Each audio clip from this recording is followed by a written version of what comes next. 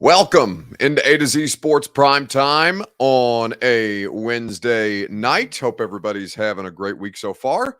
Get you a little bit closer to the weekend with some Vols and Titans this weekend coming up between the Tennessee Volunteers and Georgia Bulldogs. And of course, the Titans and the Chiefs on Sunday Night Football. Should be a great weekend of football here in Middle Tennessee. But tonight we're going to talk about the things that they must do differently and things that they must keep consistent to be able to beat the Kansas City Chiefs. We'll do a Gone Viral video since we missed the Gone Viral video last night and break down this matchup in more specific details with some Greg Cosell analysis that I know you guys love. Before we get started, need you guys to share this show on Facebook, YouTube, Twitter, and on Twitch. If you're hanging out on Twitter, please retweet the show in the bottom right-hand corner of your screen. If you are on Facebook Live, you can share now to public. That's in the bottom left-hand corner of your screen, like Tiffany Cockrell or A to Z Mick. If you're on YouTube, like Luman or Derek R., you can go ahead and subscribe to the channel if you haven't done it already, like the video, and we'll keep this thing going. And always appreciate you guys doing all of those things as a part of the primetime show. A lot of you guys are asking about Big Jeff. I didn't really have that blocked out to talk about tonight, but I mean, I guess we can because I know that that's a talking point. I'll be honest, I have only seen clips of the article. I haven't read the full article yet, so maybe we do that tomorrow night. But I don't think Rick Bates says I have a feeling tonight is going to be lit. Hashtag Big Jeff. I mean, I don't know. I don't really think there's any deal to be made about it at all. He's under contract till 2020 through 2023, and you can fifth-year option him. So I don't see why there's all manner of shit stirring going on around the Jeff situation right now, other than he made some comments about the Titans' positioning and posturing, which is, of course, something that happens in any contract negotiation. So, if you guys want to talk about Jeff, we can do that. I just, I don't really care about it, but, we'll see how this thing goes. Actually, we can go ahead and start. Welcome into A to Z Sports Prime Time from the Superbook Sports Studios. I'm your host, Buck Rising. I'm proud, as always, to be presented to you by TrueMav Fitness. TrueMav Fitness is where you go for your fitness journey to get started today. A new way to work out, a better way to work out at TrueMavFitness.com. Two Rivers Ford, where you go for the best car buying experience possible, and 2023 model year Fords available now when you go to the dealership in Mount Juliet or online at tworiversford.com. The Ashton Real Estate Group of RE/MAX Advantage, GaryAshton.com is where you go for your dream address. Without the stress, the Ashton team has got you covered with that intel edge you need to succeed. And Superbook Sports, where you go to wager on all the action this season. Football, baseball, basketball, hockey, whatever you decide to wager, do so in the Superbook Sports app.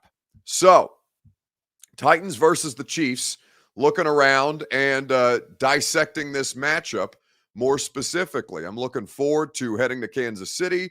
Arrowhead is always a great place to cover a game, and I always enjoy my time when I'm there. And certainly it'll be a hostile environment for the Titans, walking into a buzzsaw, basically, and a quarterback who's playing the position at as high a level as anybody humanly possible right now.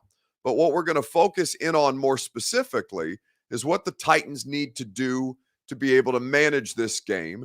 Maybe not the same way. In fact, not at all the same way that they did against the Houston Texans, because it's not the same opponent.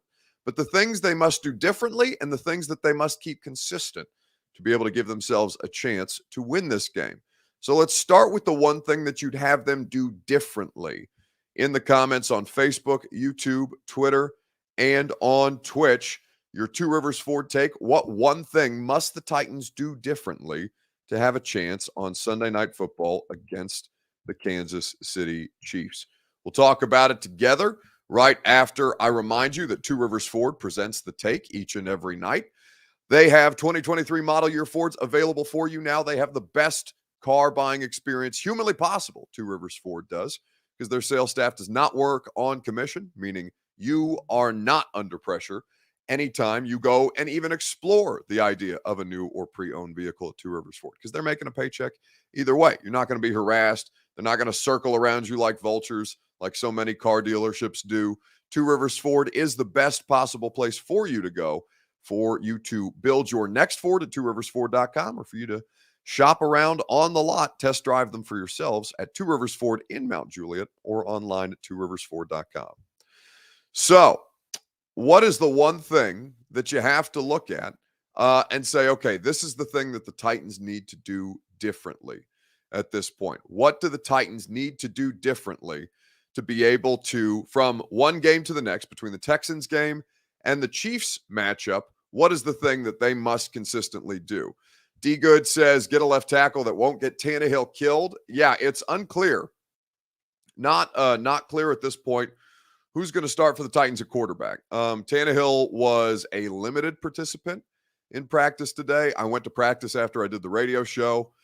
He was out there on a bike, but he was one of, like, I don't know, there's probably 10 or 12 dudes over there on the bike. And some of them trickled into practice after a while. Tannehill was not one of those.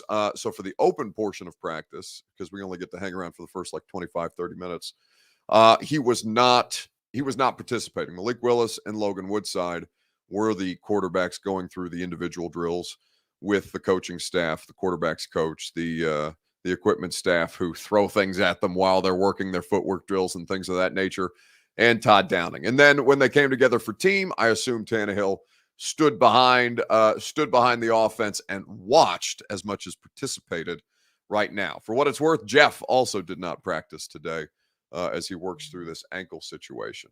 So things that they need to do differently, they're going to have a passing game. They're going to have a passing game that at least threatens in some form or fashion the Kansas City Chiefs deep. This is a much better defense, the Chiefs are, than the Texans.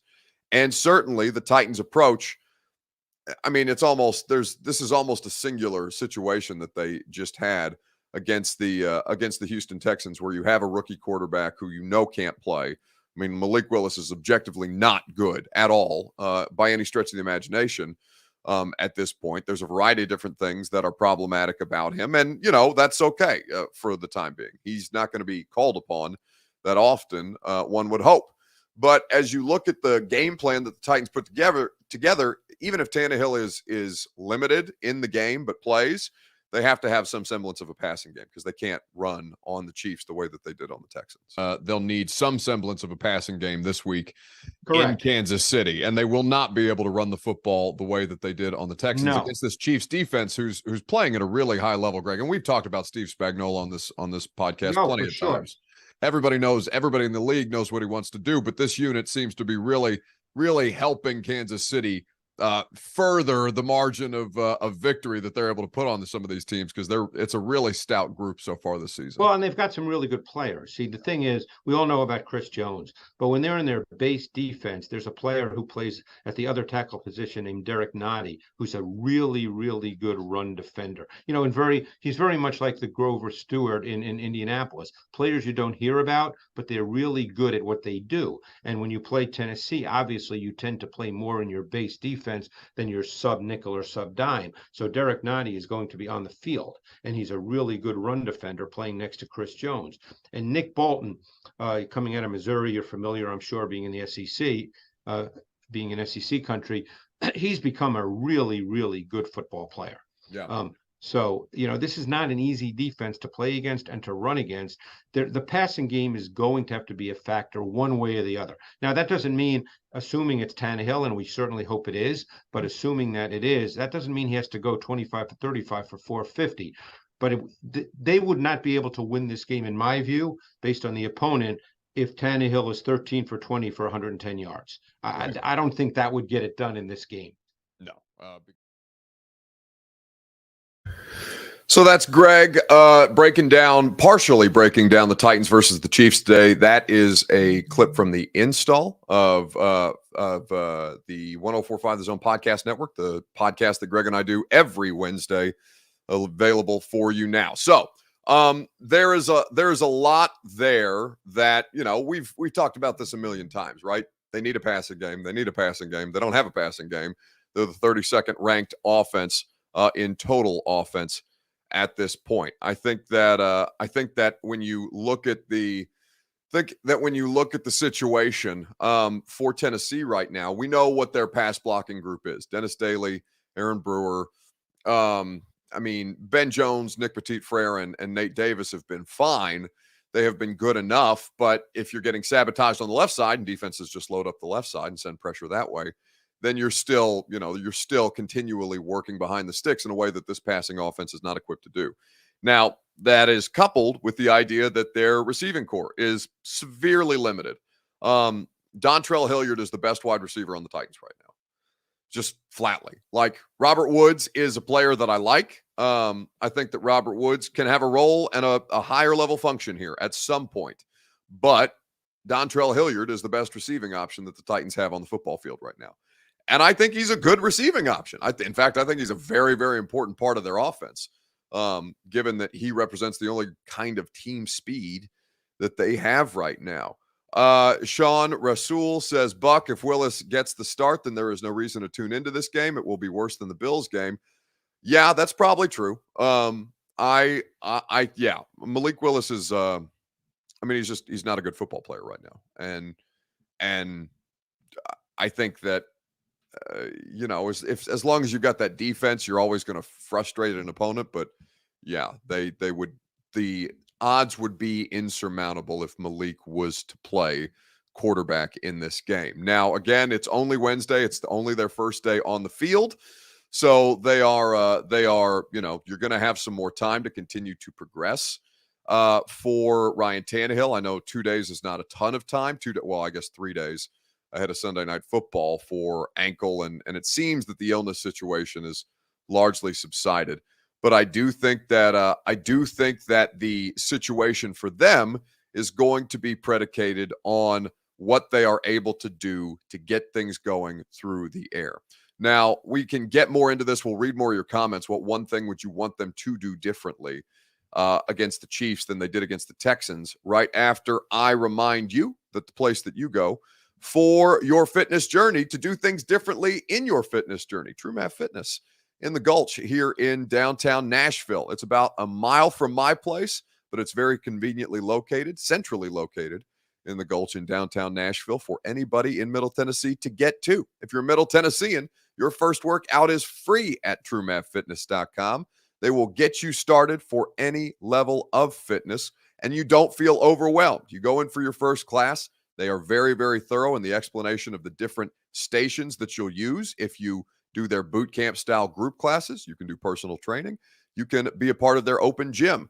You can get any level of membership that you desire at TrueMathFitness.com and get your fitness journey started today.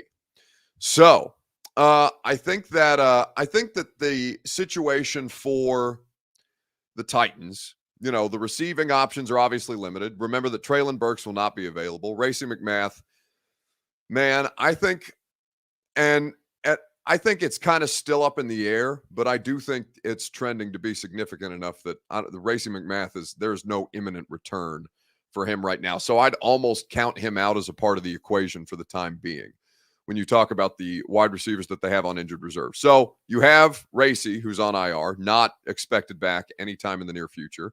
You have Treylon Burks, who will have to miss this next game, but theoretically could be immediately designated to return and then cleared after the fact, but he will have to miss the Chiefs game. And this will be the second game, if memory serves. This will be the second game of 4 that Kyle Phillips has to miss. Alex says, what's up with Henry? Well, Henry was he didn't practice today, and he was limited on the injury report with the foot situation. It could be a maintenance day. It could be something going on with Derek's foot. All I know is he wasn't out there today when I went out to practice at this point, but I'm not. Derek's the least of your worries at this point. Eric Alonso says, will Molden be back? He's certainly trending that way. That's why they haven't made a move. They're currently at 52 players on the active roster. I think they expect him to be able to be cleared, at least be cleared to return to the lineup. Now, this would potentially need to be expedited, given that Amani Hooker also did not practice. And if you'll remember from the if you'll remember from the Texans game, he was downgraded very quickly from questionable to out in that game with a shoulder injury. So, the need for Molden to be able to be available would impact what they've been able to kind of cobble together with Andrew Adams starting at safety alongside Kevin Byard and then playing Amani Hooker in the big nickel package that they like to use. Obviously, if Molden is 100% ready to go right out the gate, they can toss him back in there and he can be their slot. And he has been adept at that last year in his rookie season. He was one of the best corners, one of the best defensive backs, frankly, against the run, especially when you play that close down to the formation the way that he does. That's a critical part of this because I know for some reason people think that he's undersized. I mean, he's not physically the biggest. He's not Caleb Farley size, but he's a little badass in there, honestly. So like this need for when you look at Elijah Molden's like thighs, like the dude is pretty built. Kind of like Amani Hooker, just kind of squatty and thick. It probably doesn't look like that on television when you watch these guys, but Elijah Molden's not like this lightweight rookie anymore. He's been in an NFL strength and conditioning program for a season and a half at this point. Rick Bates, somebody's asking what happened to Racing McMath, and Rick Bates just says dead. No, he is still with us. When last I checked, Racing McMath. And yes, he is dealing with a hip injury. Apparently a significant enough hip injury to continue to bog him down. So one thing that they need to do differently, they can't run the ball with the kind of volume that they did against the Texans. They're going to have to throw more than one pass in the second half of a football game. They're going to have a decent complementary passing game that can function independently of their rushing attack, which thus far this season, they haven't shown the ability to be able to do. But those are the critical elements of this. And you're going to play incredible defense. The expectation should be that they'll play incredible defense and they'll bother Mahomes. But this year, not a lot is bothering Mahomes. And in fact, he's playing as well as he has at any point in his career. Now, they came to Nashville last year. They got their asses kicked.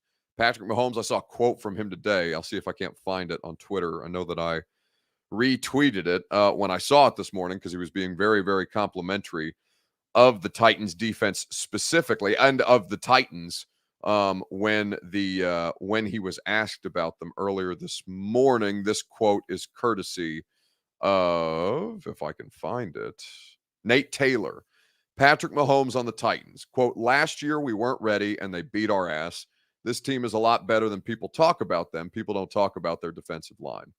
And yes, that's accurate, right? The Tennessee Titans are a perpetually slept-on organization, and they do play well against the Kansas City Chiefs. So they cannot be underestimated in this spot, even though their limitations are clear and obvious on the offensive side of the football.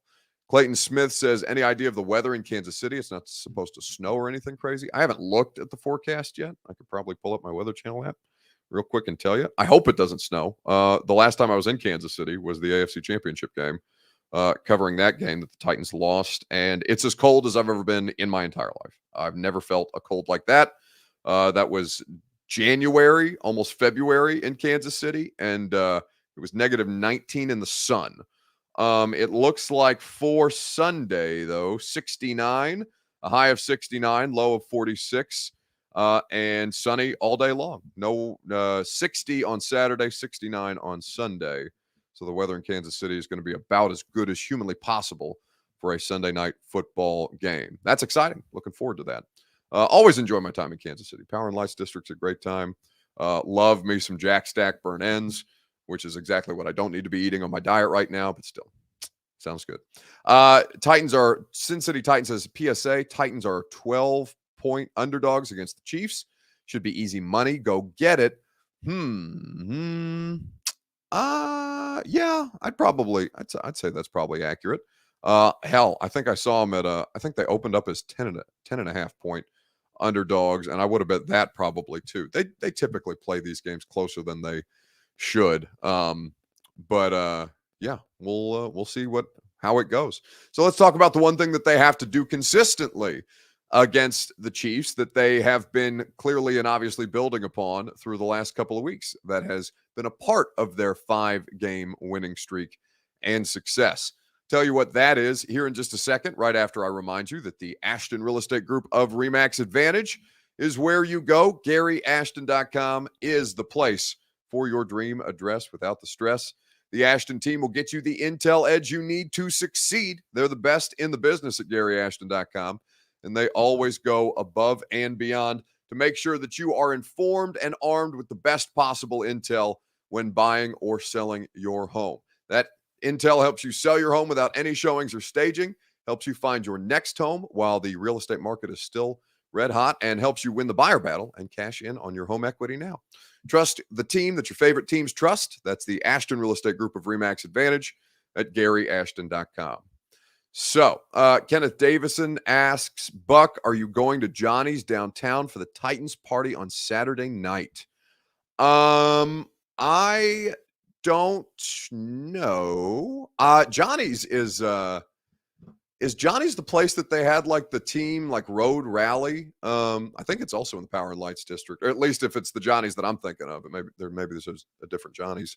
I'm pretty sure I've been to Johnny's before. I'm pretty sure we did radio from there before I was working for the Zone. 3HL had a setup there that I did a hit from and hung around for that road rally that John Robinson and a bunch of Titans people were at. I think it was John's birthday. And then, of course, woke up, looked pretty banged up, and then they lost by a considerable margin to the Chiefs in the AFC Championship game. So I don't know what my plans are Saturday. I was looking to make a dinner reservation with some people. So maybe I'll stop by. I'm probably not going to commit to anything just yet because I do have friends in Kansas City also that I may go and pal around with. But I will say that I did go to the pre-party that the Titans fans, I think it's the Titans fans in San Antonio, Texas, like they all travel to Houston for these games. Titans fans in San Antonio, or Texas Titans fans, whatever the name of the group is. They typically do a road rally in Houston. I did go to that one for about an hour with Tehran, and we had a good time. Everybody was really decent to us there. It's always great to see a lot of people who watch and listen to the shows and consume the stuff that we do. So maybe it's a long way of saying maybe. Maybe we'll see you out there on Saturday night. So, what do the Titans need to consistently continue to do based on what they've been able to do thus far? Said Morrow says, I hope we slaughter Kansas City of the Titans. I doubt there will be a slaughter. I don't think the Titans. When's the last time the Titans blew anybody out? Man, I'm trying to think of the last lopsided margin of victory that they've had. It certainly hasn't been this season. I'd have to go back and look through their last season results to find every game that they've played. In fact, I have my NFL Jesus app pulled up right now. So they had 9-point wins over the Colts. They beat the Jags by 18, which is a decent win or a decent margin of victory. That was at Jacksonville. The Kansas City Chiefs, 27-3. That's probably the last time that they blew a team out. They beat the Jags 20-0 in December last year. And then they beat Miami 34-3 in week 17. So week 17 last year is the last time that they've really put their foot on somebody's throat that way. They had a couple, but they haven't done it yet this year. They whether they're as good as last year's team or whether the offense is worse than last year's team. 34-3 against the Dolphins, who I think were riding like a 9-game winning streak coming into that game, is pretty good. So they don't really blow teams out like that, at least this season, not thus far. But the one thing that they do so well is they have Derrick Henry. And while their game plan cannot exclusively revolve around Derrick Henry this week, as it did almost exclusively last week, it does give them a tremendous opportunity to succeed. Run it down, buddy. So we know their game plan is always going to revolve around volume for Derrick, and that is something that they've been consistently able to build upon. I thought their offensive line, for as hard as we've been on them throughout the course of the season, rightfully so, that I think they've looked really stout running the football the last 2 weeks specifically coming off of their bye. I do think that there's something in there, whether it's a comfort level for, now that they've played a couple of games together as a unit. They have not. Nate Davis has missed a little bit of time, but for the most part, they're 4 of the 5 have been consistently available since Lawan went down.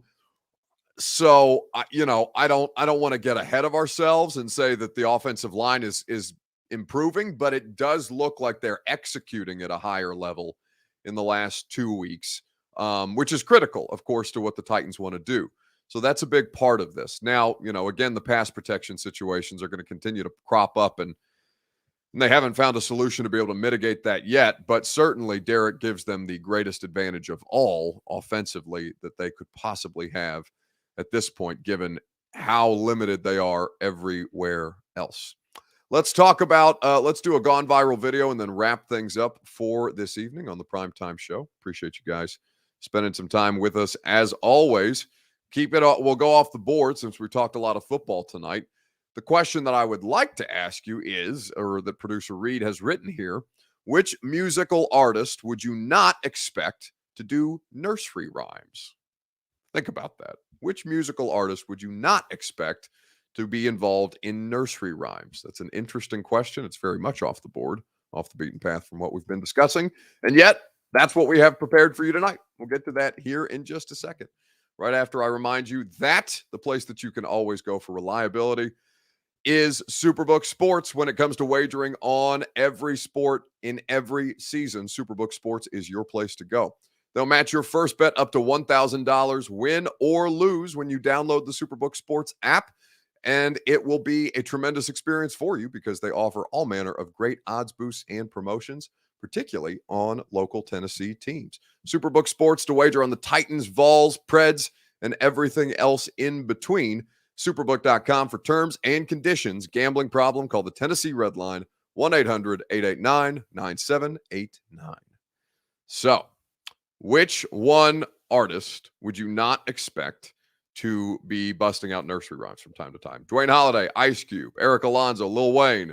Joe Williams says DMX singing Rudolph. Yeah, that's a thing. That's out there. Slim Thug says Eric Castillo. Yeah, that's a pretty it's a pretty interesting one. Eric Alonzo says, so will you do the show during the game? Hell no. No prime time on Sunday night. No, I'm working. I'll do Titans radio before for a couple hours with Blaine Bishop and Mickey Ryan, but no primetime on Sunday night. Anytime there is a primetime game, a night game, we don't do primetime that night. So Thursday night, Monday night, Sunday night, no primetime on those nights. And I'll remind you guys of that by tomorrow when we do our last primetime show of the week. So, but Austin and Zach will have a halftime reaction and post-game reaction show, I believe is what they do on a regular basis. No primetime after the game. So who do you least expect to be busting out the nursery rhymes from time to time? Stacey Will says 50 Cent. Mark Jones says Tupac. Well, obviously he's dead. Disturbed says Joseph Jimenez. Yeah, that'd be a pretty good one. I'm going to go off the board here. Did I see a single nominee for Snoop Dogg? I did not. And that's the place that we're going to go tonight because producer Reed has found a pretty interesting video. Affirmations are positive statements that help us to challenge and overcome when you're not feeling good and have negative thoughts. So repeat after me. Come on, everyone. There is no one better to be than myself. There is no one better to be than myself. Today is going to be an amazing day. Today is going to be an amazing day. Now we know some new affirmations that we can choose and learn to say. So next time you need a little inspiration to help you have more of a positive day. Affirmations. Affirmations. Positive affirmations. Big time Timmy Tay says that guy murdered someone and now look at him. I'm telling you, it's crazy because Snoop Dogg was investigated for murder. Like, for those of you who don't remember early career Snoop, he is not somebody who you would think would then go on to be best friends with Martha Stewart and heavily featured in Corona commercials and singing affirmation rap lyrics with small children about building positivity And that's how these things go. But yeah, I got a kick out of that when Reed sent it to me. So I'm glad that we could share that with you tonight. Jackie Holbert just says, "What the F?" Yeah, that was basically my reaction too. But it's still pretty funny. Murder was the case, says Eric Alonzo. That's right. Karen O'Keefe says, "Don't blame you for no prime time since you do radio show at 19 a.m. I don't know what 19 a.m. is. At 9 a.m. Do I do radio at 9 a.m.? No, I do radio at 10 a.m. Oh, on game days when they have noon games, we start at 9 for the Titans radio stuff. But no, we will start 3 hours before kickoff, so we will go on at about 4 o'clock, and that will be how these things go. Not for a check. This is teaching kids to be positive, says Vibe Runners. Hey, listen, I love the messaging. Good on Snoop. Snoop, I'm all about second chances. Snoop is somebody who has definitely made the most of his. Tell me Martha Stewart didn't have Snoop singing this shit. No, Martha, Martha throw down a track that is far from the affirmations. She probably talk about her time in Cupcake Prison Camp, whatever it was when she was insider trading on the stock market. Outstanding. All right. Have a great rest of your night. It's going to do it for us on the Primetime Show. One more show to do tomorrow on Primetime. On the radio show tomorrow. It's a great show. Christian Fulton, Titans Corner, is going to be on with us at 11:30. So if you guys want to hear from your CB1, he's been an absolute stud at this point, and I think that you guys will enjoy that conversation. Chris is always good to have on, so I look forward to having. I don't think I've talked to him on the radio since training camp. So 11:30 for Christian Fulton and Mike Felder, who is just the best at college football. X's and O's, and we'll break down the matchup between Tennessee and Georgia. So that's tomorrow from 10 to 1 on 104.5 The Zone. Have a great rest of your evening. But I'll catch you on the radio show, Primetime, one more time this week, tomorrow night at 8 p.m. See you guys. All right, we haven't scored a point since I came in here. I am gone, guys. What? That's it? We got a couple more questions. No, that's it? Peace out by the GM.